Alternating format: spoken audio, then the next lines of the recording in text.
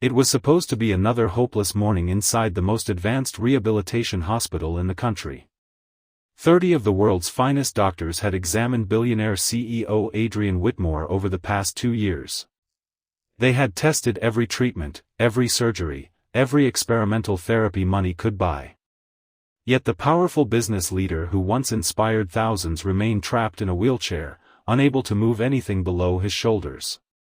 Newspapers had declared his condition permanent. Medical experts quietly admitted defeat. Family members had begun accepting a future that looked frozen forever. But everything changed the moment an exhausted single father carrying a worn lunchbox looked into Adrian's eyes and asked one simple question that none of those 30 brilliant doctors had ever thought to ask.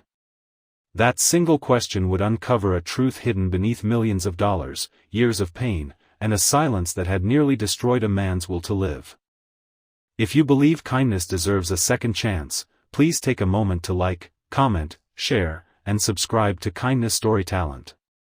Your support helps more people discover stories that remind us compassion can change lives in ways we never expect. Every morning the hospital lobby filled with expensive suits, polished shoes, and worried faces. Specialists arrived carrying tablets filled with medical charts while investors quietly waited for updates on the CEO whose absence had shaken one of the largest technology companies in America. Adrian Whitmore had built his business from a tiny rented office into a global empire known for innovation and integrity. Employees admired him because he remembered names, celebrated small victories, and believed every worker deserved respect. Then a devastating highway accident ended everything in seconds. His luxury vehicle had rolled several times after another driver lost control during a heavy rainstorm. Adrian survived, but severe spinal injuries left him almost completely paralyzed. The doctors promised hope at first, then cautious optimism, and finally uncomfortable silence. Every failed treatment stole another piece of his confidence until even smiling became difficult. Miles Carter was nothing like the specialists who surrounded Adrian every day. At 38 years old, he worked 2 jobs to support his 9-year-old daughter, Lily, after losing his wife to a sudden illness years earlier. During the day he repaired wheelchairs and hospital equipment for a maintenance contractor. At night he stocked grocery shelves before walking home just before sunrise. His hands were rough, his clothes simple, and his life constantly balanced between unpaid bills and endless responsibilities. Yet despite carrying burdens few people noticed, Miles never stopped helping strangers. He fixed broken walkers for elderly patients without charging extra. He carried groceries for exhausted nurses after long shifts. He listened when lonely people needed someone to hear them. Kindness had become his quiet habit because he understood how much invisible pain people carried. Lily often waited after school in a small reading corner near the hospital cafeteria while her father finished work. She loved drawing bright landscapes filled with sunshine because she believed every picture should contain hope. Nurses adored her cheerful smile, and patients often asked to see her newest artwork. One afternoon she noticed a newspaper showing Adrian Whitmore before his accident, standing proudly beside thousands of employees during a company celebration. She looked at the current photograph beside it, showing the once confident CEO staring silently through a hospital window. The difference broke her heart. She asked her father why someone could have everything and still lose so much. Miles gently explained that life never promised fairness, only opportunities to choose kindness when unfairness appeared. Weeks passed before Miles ever entered Adrian's rehabilitation suite. A malfunctioning wheelchair lift required immediate repairs, and the maintenance department sent him upstairs. The room felt unusually quiet despite being filled with advanced technology. Medical monitors hummed softly while expensive rehabilitation machines stood unused. Adrian sat facing a bright daytime window overlooking a peaceful garden where children laughed and birds crossed the clear blue sky. He barely noticed anyone entering. Miles respectfully completed his repair without interrupting the silence. Before leaving, however, something stopped him. It wasn't the equipment or the luxury surrounding the room. It was Adrian's eyes. They looked less like someone defeated by injury and more like someone carrying an unanswered question. Without thinking, Miles spoke gently. Instead of asking how the CEO felt or whether he believed another treatment might work, he asked a completely different question.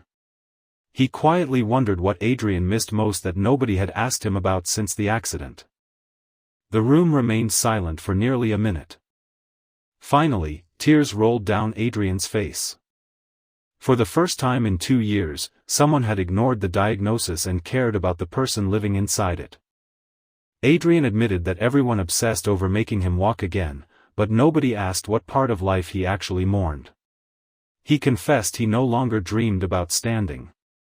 He dreamed about holding his young nephew, signing birthday cards himself, feeding his own dog, and shaking hands with employees who still sent thousands of encouraging letters every month. His greatest pain wasn't physical paralysis.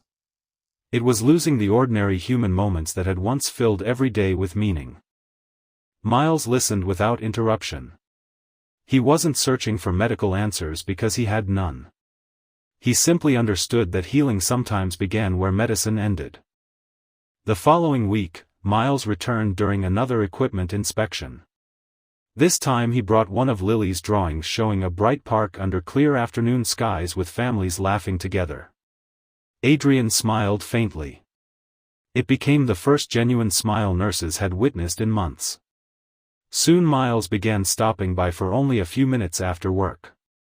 They spoke about favorite childhood memories, simple meals, fishing trips, and ordinary mornings before success complicated life. Slowly Adrian's emotional walls began falling apart. The rehabilitation staff noticed something remarkable.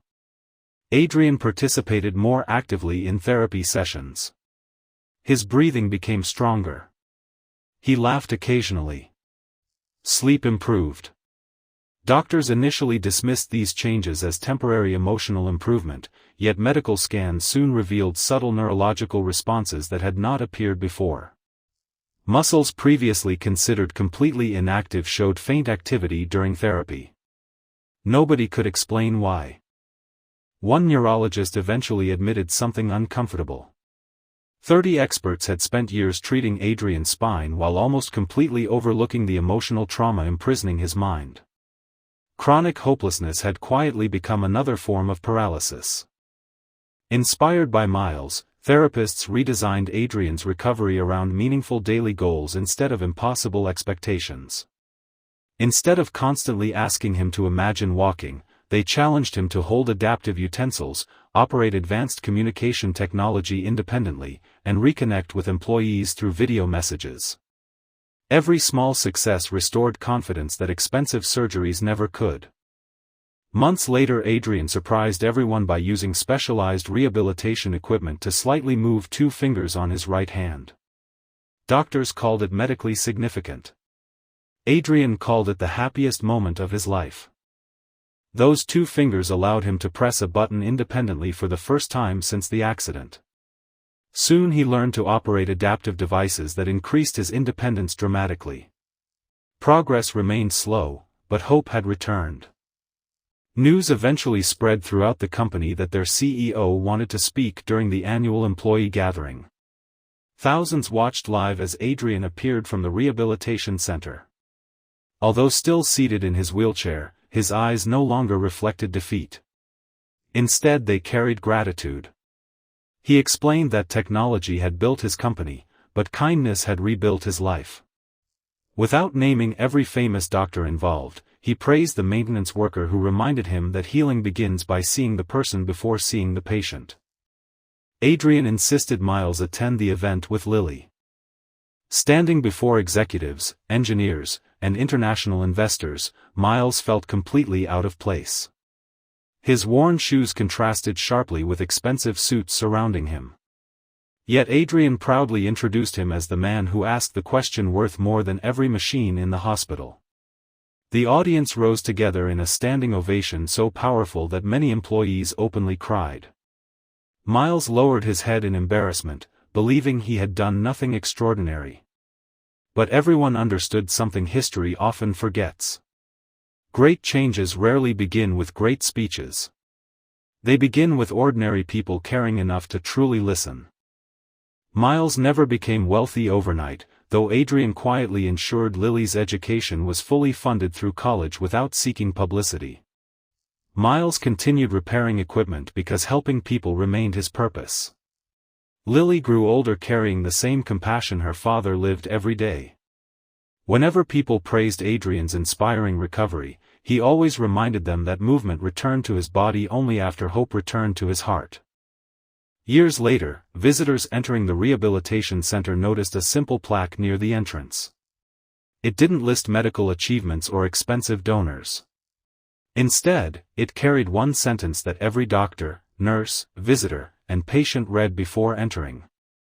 Sometimes the greatest treatment begins with the right question, asked by the right heart.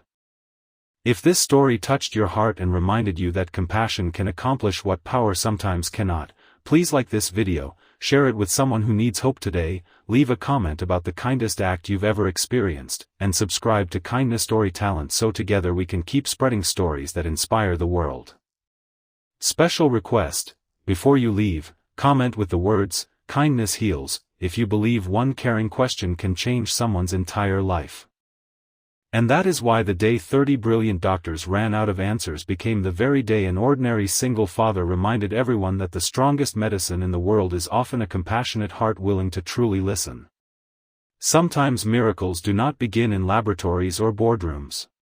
Sometimes they begin in daylight, with one humble question, one act of kindness, and one person who refuses to see another human being as a problem instead of a person.